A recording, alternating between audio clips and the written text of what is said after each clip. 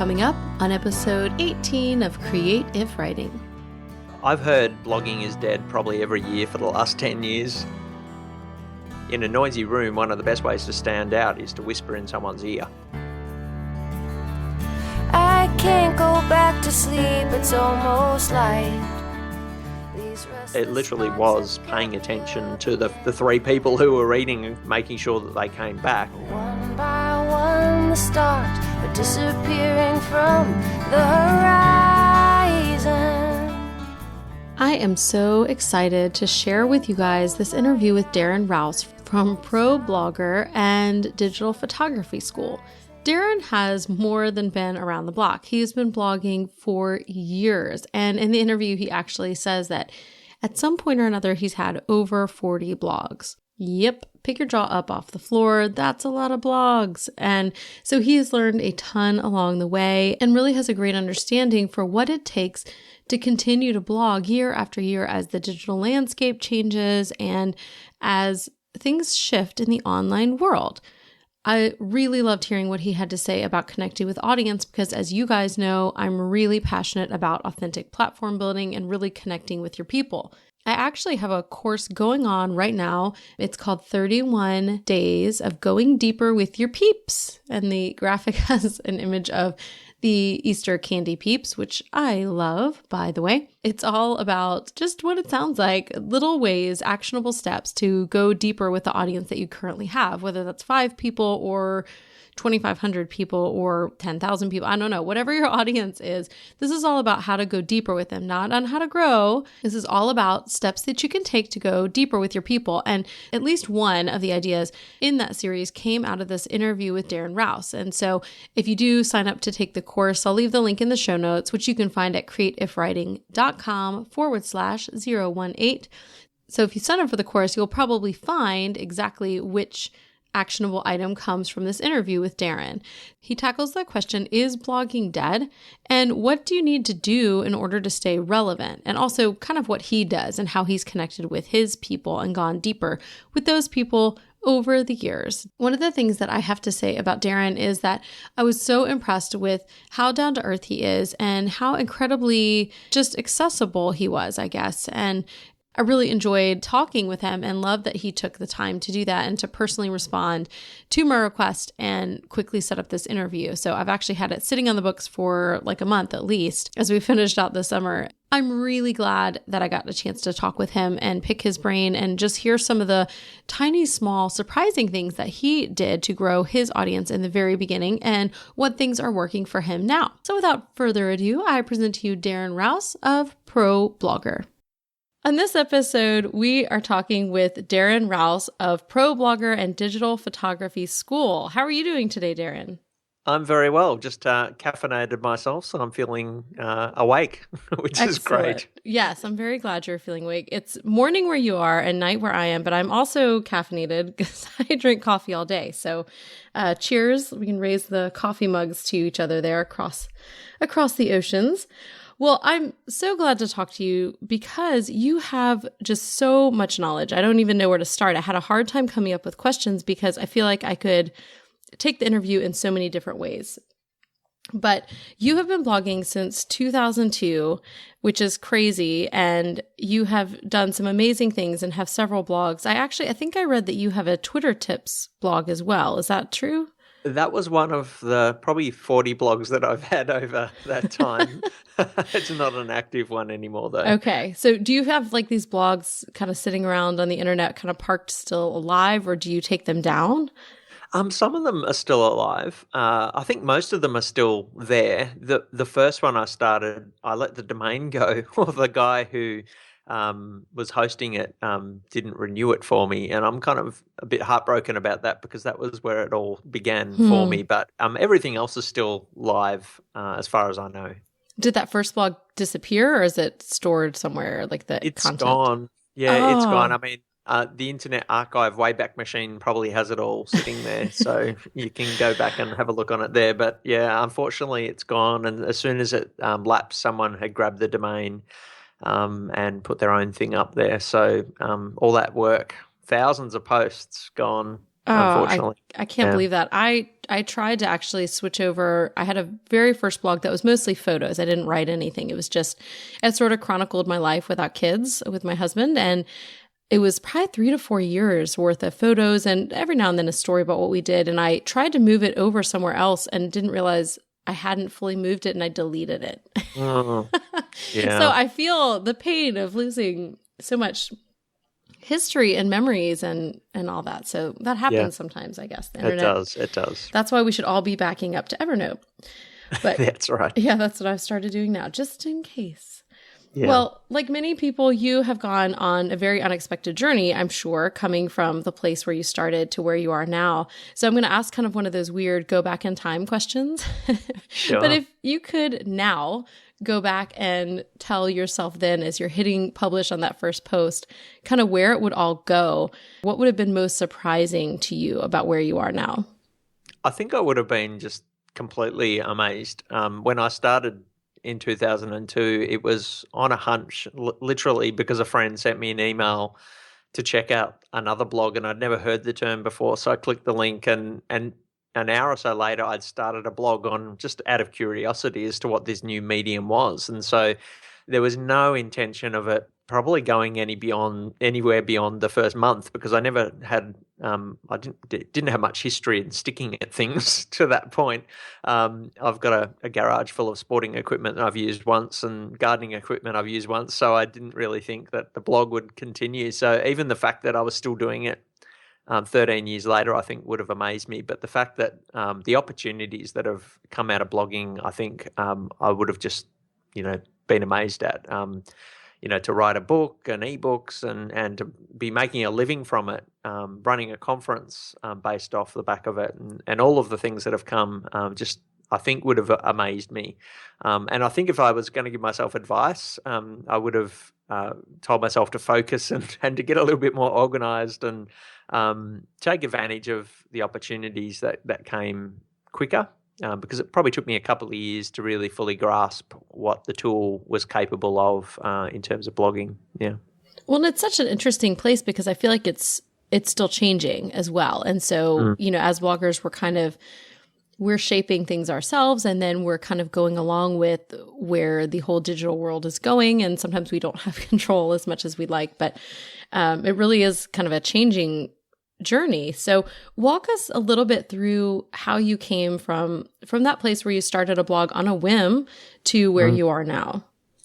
Yeah, so that first blog was the one that's now gone, was a personal blog, I guess, in many ways. I was writing about life, spirituality. We were involved in a new little church at the time, so I was writing a little bit about what we were discovering with that, culture, politics, family life, and all kinds of stuff. And as I wrote about more and more topics, including things like blogging and photography, and my readers began to push back on the fact that I was starting to get a bit too diverse, I guess. And some of them were there to read about the stuff I was learning about, church and spirituality, and others were there to learn about photography, and others were there to learn about blogging, and it kind of got a little bit weird. And my readers, I started to feel bad every time I wrote on something that I was really excited about, because I knew not all my readers were going to follow that. And so then I began to break things out into different blogs, and that began that journey of, I guess, starting to niche down into different particular topics. And so one of the first ones was a photography blog, which was not the one I've got today, but it was a camera review blog where I was reviewing digital cameras. And that was the blog I also began to experiment with making some money from, using Google's AdSense program and Amazon's affiliate program. And so I began to just make a few cents a day and then a few dollars a day. And it gradually over the next year or so grew to a part-time job and then a full-time job. And then out of that, I started Problogger because I wanted to learn more about how to make money from blogging, which I was already doing. And I wasn't really seeing anyone else doing it or talking about doing it at least. And so that was a blog that was partly there to share my story, but also a bit selfishly to try and find others who I could learn from. And so that was in 2004, I think I started Problogger. And so, yeah, it's been a real journey. And like I said, I've had 40 or so blogs in that time. Only 2 remain today. One is Problogger, and the other one's Digital Photography School, which I started a couple of years later. And it was kind of like an evolution from that first photography blog. I realized I wasn't really passionate about reviewing cameras. I was much more interested in helping people to take photos and, resourcing people to do that. That camera review blog, people would turn up and research their camera and then they'd never come back again. Whereas I wanted to have a blog that people would come to every day and really learn about photography from. And so Digital Photography School was that. In terms of how it kind of grew from the early days into a business, it's been a real evolution too.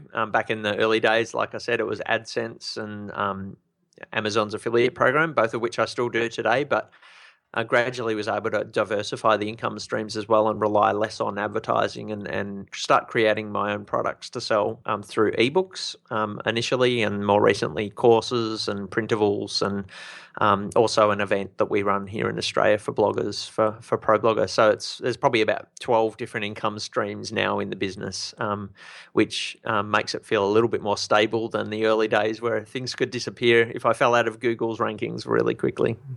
Yeah, that's true. I feel like that today is such good advice, the diversification of income streams, because you just don't know and things change all the time. And I tend to be the person who ignores those emails from Amazon. And so I'm always waiting for them to, get on me or take away my ads, because I'm like, I'll trust somebody else to tell me what their latest update is and what I'm not supposed to be doing. But I think your story is very common among people who start blogs and then have a lot of diverse interests, and the readers just aren't, on the same page with all of them. And I actually spoke with Amy Lynn Andrews a few months ago, and she actually mentioned, not in the interview, but she mentioned to me that she had read your first blog.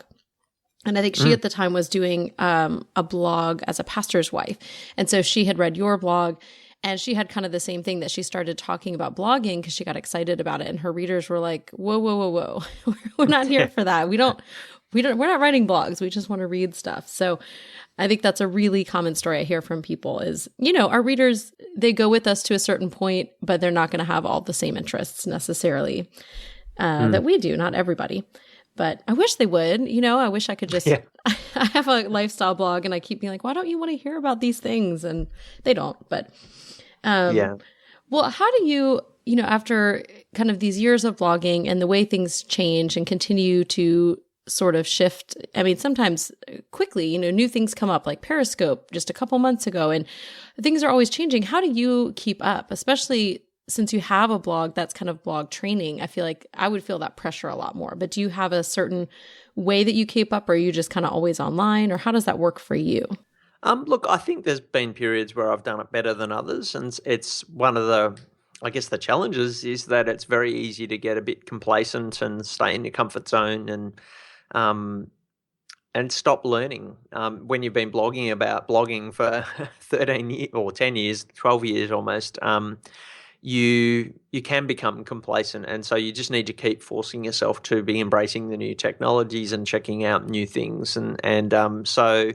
Yeah, for me, it's just about, watching to see what people are experimenting with and keep experimenting as well without getting too scattered. And it would be very easy to spend all my time experimenting with the new things that come out and not actually use the things that are working now as well. So you've got to keep that in balance. I think some bloggers I come across are constantly changing the technologies they're using and never actually build anything with any of them. So you do want to be a little bit careful about that. But certainly when I start seeing more than a few of my followers embracing a technology, that's a signal to me to check it out. Well, this is jumping ahead a little bit, but recently you started a podcast as well. So how are you enjoying the podcast? And is that sort of something that podcasting isn't new, but it has really grown, I think, leaps and bounds in the last year, especially. But are you enjoying podcasting? Yeah, I guess that's one of those things. I started, hearing the same message over and over again from my followers, but also other people I respected who were doing similar sorts of things to me, saying podcasting is really taking off. And I guess that was, I was probably a bit slow to do that because it was probably a year or two ago I started realizing I should do it, but it took me a long time to mobilize myself, mainly because I was too busy. And so I was able to free up some time about 6 months ago and reallocate that time into, experimenting with podcasting, and I'm really enjoying it. I enjoy speaking. I enjoy public speaking. It's probably the thing I enjoy the most out of everything that I do, and so podcasting gives me an avenue to practice that whenever I want. It's not about waiting for a booking to do a speaking gig. You can just jump in front of that microphone. I find it really easy to create the content, but harder to edit it than a blog post. So to be able to sit in front of a microphone and just talk, and there you've created content, is easy, but then putting it together is a little bit more hard work. I find that the medium's a lot more personal. I'm getting emails from people reacting in very personal ways to things that I've said, which I'd had before on my blog, but I think something about hearing a voice in your ear is much more personal, and so that's been great. And I think there's also a real opportunity at the moment too. Whilst podcasting has taken off, it's a lot less crowded than blogging, and so there's probably an opportunity there to break through a little bit at the moment. And other mediums like Periscope, I think there's a great opportunity at the moment as well to really break through in the different niches that people are in. Yeah, it's kind of fun to be doing something new like this. For me, I'm a writer by, degree and everything else. I mean, that's kind of my love. But when I started podcasting, I was shocked at how much I love doing it. But you're right, the editing is just not fun. I could interview people and talk all day long, but sitting down to do the sound and everything else is just not my favorite. Yeah, I'm the same. And I got my podcast, I started off with 31 daily shows, and that was crazy. It was about episode 15 I decided to get some help with the editing. So I've put someone on to handle that side of it now, which I kind of am glad I learned how to do it, but I'm much more glad that I'm not doing it anymore.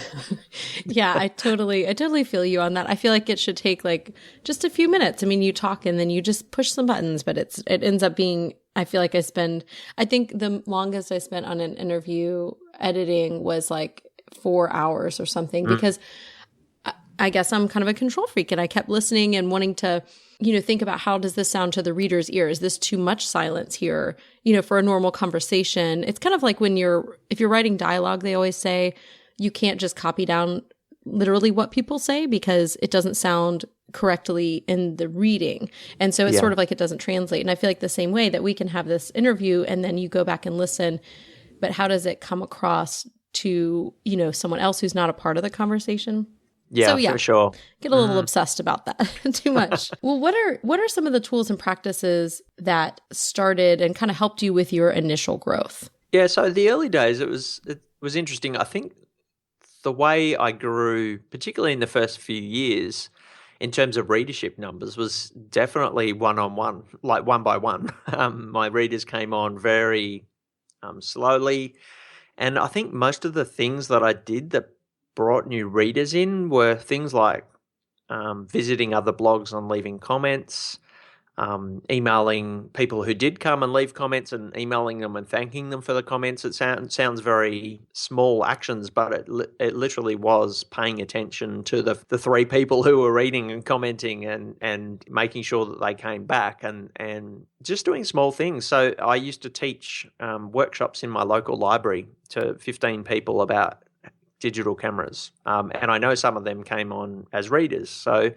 was quite small and nothing spectacular in the early days. And in terms of tools, there wasn't really a whole heap. It was very manual, trying to go to where my potential readers were gathering already, which was largely other blogs or forums, and trying to be useful in those places. And then I guess the other thing I was trying to do is hook the people who did come to become subscribers. And back then it was through RSS feeds was the main thing that as bloggers we were trying to get RSS subscribers. That's probably changed a bit. Whilst RSS still is a technology that's available, I think most people now are trying to hook people by either getting them to an email list or a social media account. My preference is to email, but secondary to that for me is Facebook, because that's where most of my readers are. So yeah, it's it's not the sexiest kind of strategy, just getting a reader one at a time, but it's certainly over time that has an accumulative effect. And when you really look after those early readers, they then begin to spread the word for you. And I think that's probably where things can exponentially take off when you're looking after those readers. Well, and I think the lasting connections and the connections that go deeper are the ones that are more authentic and are, that blogger reaching out and sending that email. I've been starting something new where when I get an email subscriber, and I've kind of fallen off the wagon because I got a bunch this week, but I'll send them a personal email outside of the email list and just say, hey, thanks. I'm here. I'm glad you signed up, just sort of a personal email. And that's been kind of fun because I've started some really neat conversations with people, but I can't keep that up probably, but at the same time, it's really neat. And I know, I'm more likely to have a reader and also find somebody like that I might want to read, and find these kind of connections. So I think the people that are taking the time to do something that's more personal, it matters, and it leaves those lasting roots, which is so important. Yeah, I think that's one of the challenges that we face today is that it's a really crowded space and everyone's creating content all the time and broadcasting all the time, and it's hard to stand out. But I think in a noisy room, one of the best ways to stand out is to whisper in someone's ear and to give them a really personal kind of message like that. And for me, that was something I did as well. I used to email anyone who left a comment. Got their email address, so I'd shoot them a really quick email and just say, thanks for the comment. I've responded to it on the blog, and give them the link again. So they come back and then they'd respond again in a comment, and that started a conversation and a relationship. And it sounds very manual and very small, but I know some of those people still read my blog today, 12 years later, and if they've showed up once a week for 12 years, then that's a whole heap of contact, and they've probably brought other people along with them. That's pretty amazing. Well, I love that sort of idea. And I think today we don't hear that a lot. We hear more, kind of, I guess, less personal ways that we should be growing. So I like thinking about those roots. Well, what are some of the tools and practices then today? And what does that look like to keep that authenticity when you have several blogs and thousands of readers? How do you find those authentic connections, or what do you use today? Yeah, it's tricky. I mean, to scale, whispering in people's ear is hard. You could spend your whole life just sending emails to people. It sounds a bit creepy, I know. But look, I think there's a whole heap of things that you can do to still have that personal connection with people. I think sometimes it's about the mediums that you use. So using podcasting where you're talking to people actually feels more personal. Using social media to have conversations with people. I think, a tool like Periscope where you show people where you are. They see you sitting at your desk. They hear your voice. They see, what you're wearing and see, where you work. I think those type of things still show who you are and give an element of interaction with people as well. I used to use a tool called Ustream a few years ago, which is kind of like Periscope today. And I just say every Friday afternoon I'm taking questions for an hour, and I would just bounce backwards and forwards with readers. And whilst not all my readers would show up to that, the very fact that I was doing it made an impression on people, and they could look at the replays and get a sense of who I was. So that type of thing, I think you can still whisper, you can still be personal. But then there's a whole heap of other great tools now that didn't exist back then, and techniques, I guess. And for me, some of the practices that I'd consider these days, if I was starting out, would be guest posting. And that's become very normal to do, and putting your ideas onto other people's blogs in that way. One of the best things I've ever done is run challenges and on my blogs. So one of my biggest challenges was 31 days to build a better blog, which was just a series of blog posts, and that gave my readers something to do every day for 31 days and to share what they were doing with each other. And they're sort of communal, month-long or week-long challenges. Really, they're an intense period of doing something together. And I think when people do things together, when they tackle a challenge together, it builds community and it builds that feeling of engagement. And I've seen it on many blogs. My wife does a week-long challenges on her blog.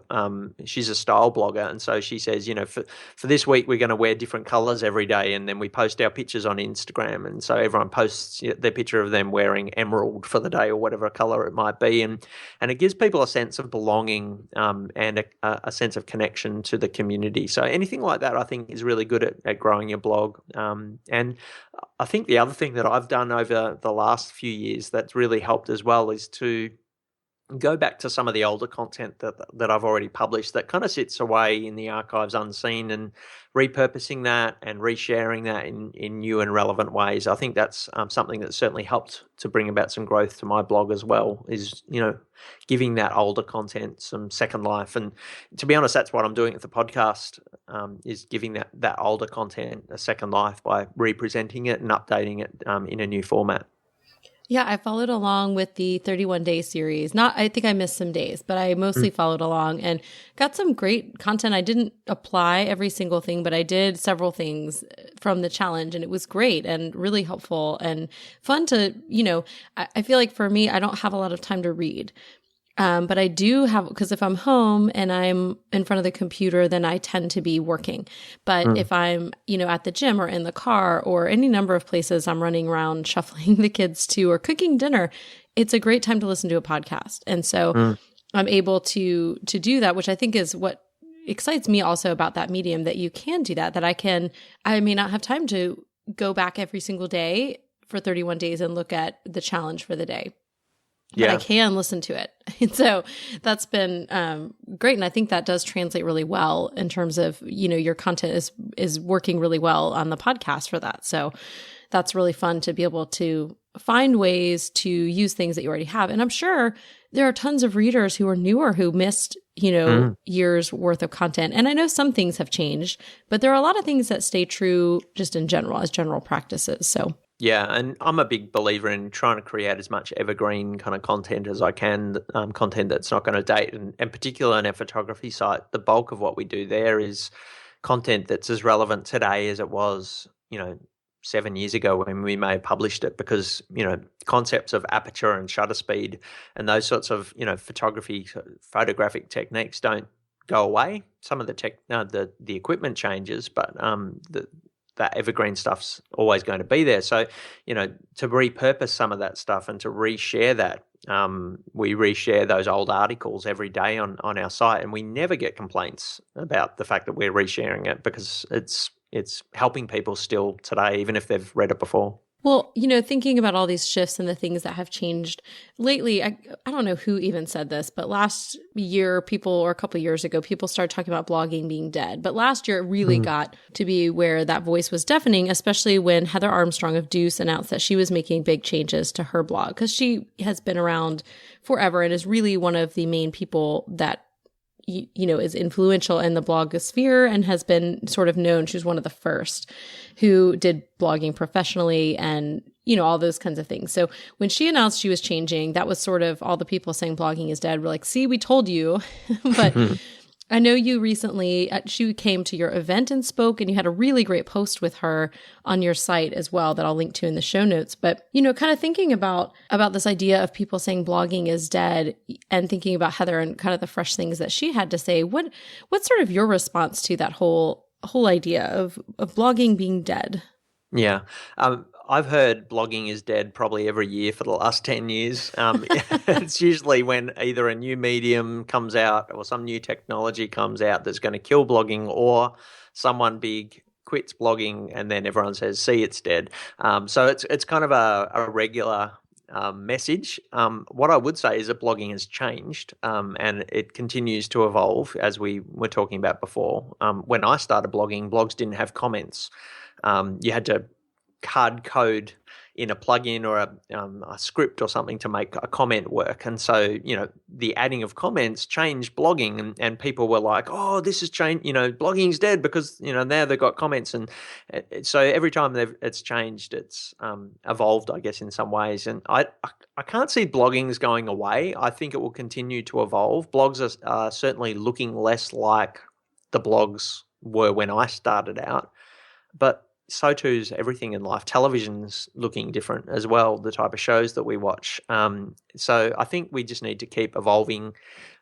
Certainly be open to the new mediums that are coming out, using podcasting, using video, using some of the live streaming technologies, and whether they are on your blog or around your blog, I think you can embrace all those things. I think the other thing that's changed, and I suspect this is where Heather's kind of come from, is that the way people are monetizing blogs has changed a lot too. And I think certainly in some of the stuff she said at our event, she acknowledged that, the way she used to monetize Deuce was through banner ads, and that used to work really well. It was all about just driving traffic, and then things have shifted to, more sponsored content. And I get the sense that she's not really wanting to go that way. And so that's one of the reasons why she's moved on and changed her approach. Incidentally, I don't think she's given up blogging. I think she's still doing it, but in different ways and in different places. So I think, yeah, certainly the way people are monetizing is changed. I'm seeing a lot of people moving to either sponsored content or creating their own products to sell. I'm kind of a little bit biased. I think there's probably more potential in selling your stuff than monetizing with sponsorship. I wonder where sponsorship and advertising is going as an industry. It still will be there, but I think it's going to get harder and harder for bloggers. So I certainly encourage the attendees of our event to be creating their own ebooks and courses and products and events and things that they can monetize themselves. But, look, I think people are always going to go online to find good content, whether that's in video or blogging. Then as long as it's useful, it's still going to be a valid way of sharing what you know. I love that idea of creating content that's yours because it's yours. And I think sometimes bloggers don't realize the sort of expertise that they have. And, in some sense, I feel like the internet's full of experts. And I would put that in quotes if we were sitting across from each other. It's full of experts and people that want to tell you that they know how to do everything. Like Periscope, that was one of my biggest pet peeves. I got on Periscope and loved it. And then it seemed like every person I was following on Periscope kept telling everybody how to Periscope. And that just really frustrated me and kind of sent me off and sent me unfollowing a lot of people. But I think there are a lot of bloggers who don't realize how much they've learned through blogging or how much they have to offer, that they have some kind of value to offer. And so I like the idea of turning that around, and instead of waiting for brands or having to do things someone else's way and then having that content on your site forever, doing something like a dog food ad, which is something I'm doing a sponsored post for this month. And, do I want that on my site forever, or would I rather spend that time writing a book and selling it? I mean, the answer is easy, but, for everybody, that's not necessarily a great thing. They may not be able to do that. They may not want to do that, but I think you're right. The sponsored posts are changing because they're so common now. I feel like nobody reads them anymore, or it's really hard to write one that doesn't feel icky or that feels like a regular post. And that's what brands want. But then they also put all these requirements like, well, you have to have a photo of this and that. And then it's hard to keep that authentic feel. So, and I love that Heather is still blogging, and she said she's getting back to the stories because that's what people love from her anyway. And so she didn't really quit, everybody. Blogging's not dead. And I think you're right.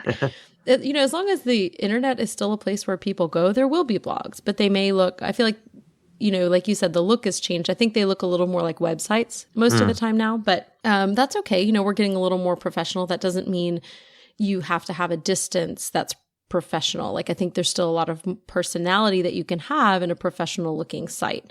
It just makes it prettier, so people don't want to click away immediately. Well, I would like to end interviews asking what is inspiring people this week. So what this very week is inspiring you? Well, there's a few things. We're just fresh off our Aussie event that you just mentioned before. So we had 700 bloggers show up for 2 days of training and networking and fun. So I'm kind of still buzzing from that, I think, and now inspired about what we're going to do next with that. It was our 6th event this year. So that's one thing that I'm really thinking a lot about, is how to do that and how to do different types of events as well. And I think blogging, that's one of the ways I'm seeing more and more bloggers is moving to monetizing through events. And so it's kind of exciting to be a part of that. I think also, podcasting is something that's been inspiring me a lot. I just released a podcast last night that was very personal and felt very risky.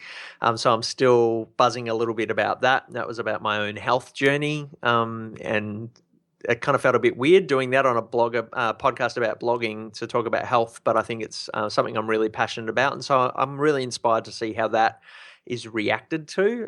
And once we jump off this, I'm going to be looking to see what the comments were and that type of thing. And then probably the other part is just the live streaming stuff. And whilst I'm a bit frustrated too with all the people teaching how to Periscope, it seems to be the main thing that's going on Periscope at the moment. It is. People talking about Periscope, but I think, gosh, there's so many opportunities there, and there's other tools as well, like Meerkat, but also Blab. I don't know if you've come across that. And I jumped on my first Blab last night, and it's similar, but you get it's a bit more like a hangout in that there's 4 people can talk together on a video at the same time, and then comments come in, and it's all live streaming too via your mobile phone, but also via your desktop. And then there's Facebook's Live, which is only for some people at the moment. But so there's all these new live streaming tools coming out, and I think there's all kinds of possibilities there to use them, not just to talk about those tools, but to actually talk about other stuff that your blog's actually about.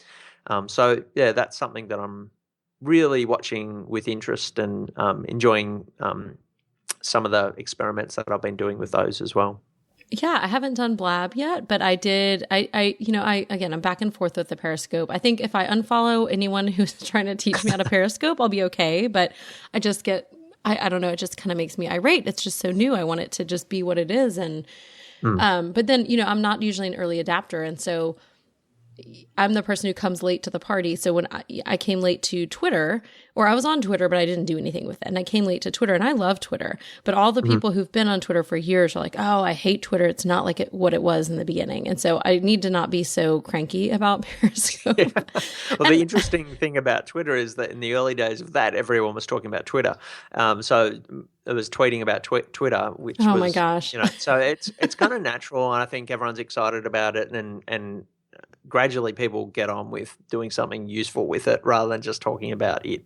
Yeah. Exactly. Yeah. So like everyone listening, if you're Periscope about something else, you can show us where you're at. I love seeing the ones all across the world because it's really fun to, hop onto a broadcast that's showing me what's happening in New York City right now. I'm in Texas or Israel, or, I just think that's really neat to have that kind of connection where suddenly the world feels small. So that gets me excited as well, kind of the new things, as long as we can keep the people, people from telling me what I'm supposed to do with it. So, well, thank you so much for spending the time. It was really great to hear more about your blogging journey and the things you've learned along the way. So I really appreciate you taking the time.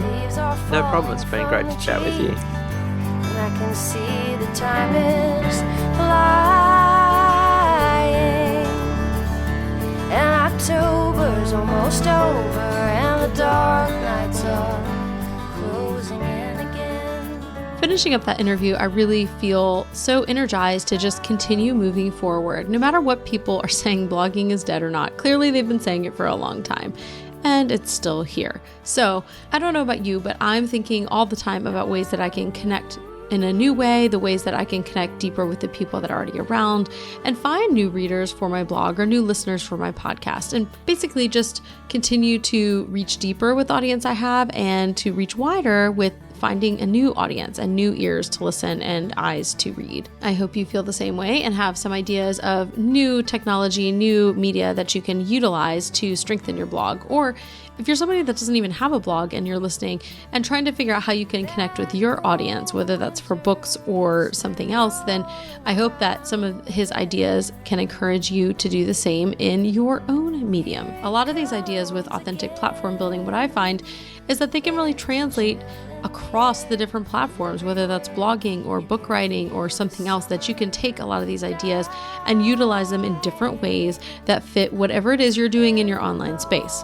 So I would love for you to hop over to see the show notes at creativewriting.com/018 and let me know what you're doing to stay current in your particular corner of the web. You can also sign up again for the How to Go Deeper with Your Peeps course that I've got for you. That's free, delivered right to your inbox. And I want to do a special shout out and thank you to Jasmine Commerce, who has provided the music for the show. And I don't know about you, but every time I'm editing and having to listen, I just love it. Her songs get in my head and they stay there for days, and they just such a perfect fit for the show. So I'm so thankful to Jasmine that she was willing to donate her music to the show. So if you would like to check out more of her amazing music, you can find her at jasminecommercemusic.com. Fun fact, Jasmine and I went to college together. We used to play the same open mic nights and events at our college. So I'm super happy for her. And I don't think that I really had a career cut out to be a folk rock musician, although I had